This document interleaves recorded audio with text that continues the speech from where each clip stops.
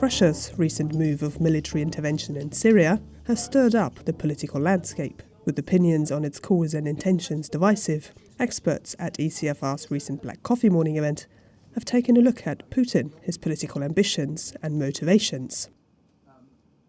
Putin really wants to make sure in Syria that the Assad regime stays in place, certainly for the short to medium term, until there's some settlement on the ground. I think his goals are there to bolster and to help maintain a rump state of Syria based on the Alawite secular.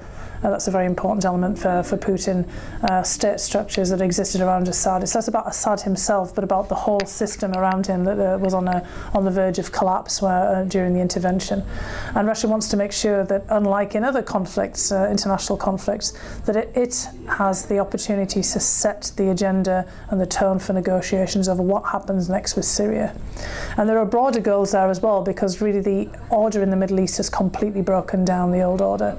And Putin wants to make sure that Russia has a role to protect its own interests in the Middle East, which are quite considerable and long-standing, that there is an opportunity for Russia to make sure its interests are protected and that Russia has a say in what happens next. And Putin's view, I think, as it has evolved over time, is that you don't get a seat at the table unless you've bombed your way to the table. Hill believes that treating Russia as equal wouldn't change its goals and that the chances for compromise are limited.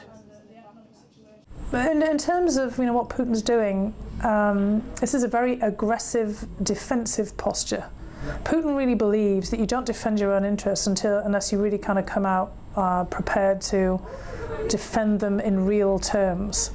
Putin is pretty convinced that no other country will ever put Russia's interests where they belong. He's right, of course, because every country in every setting acts in its own self-interest. He's not interested in kind of compromising. He's interested in what he can kind of fight for in terms of Russia's own interest. So I don't actually think even being at the table will change that calculation, because to stay at the table, to make sure that you're part of the dialogue and to make sure that you're part of the agenda setter, you have to kind of very forcefully assert your position. And there's many other reasons for why Russia is in Syria as well. It's not just about this. There's lots of domestic equities. Russia doesn't want to be a second-rate regional power, as Putin keeps saying. They want to make sure they're able to project force into the Eastern Mediterranean and into the Middle East. This is an important area for Russia, and Russia is, in many respects, again staking a claim, and will continue to do that. And I don't think it'll really change the calculations at all. Now, will they be prepared to compromise it somewhere on the way to a solution? Yes, if that also brings some benefit to Russia.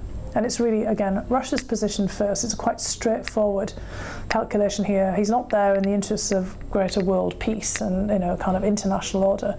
He's there to protect Russia's position.